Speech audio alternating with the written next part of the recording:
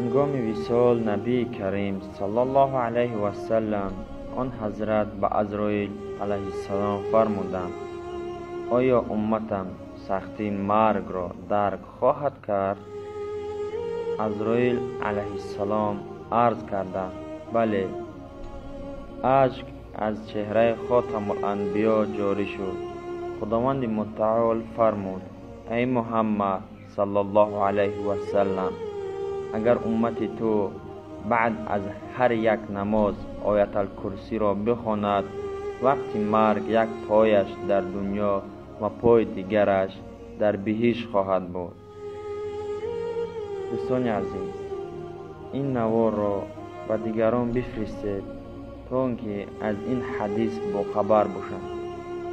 اگر توفیق نصیبتان شد به دیگران نیز بفرستید. اگر یک نفر به این حدیث عمل کند به شما صدقه جاریه خواهد شد.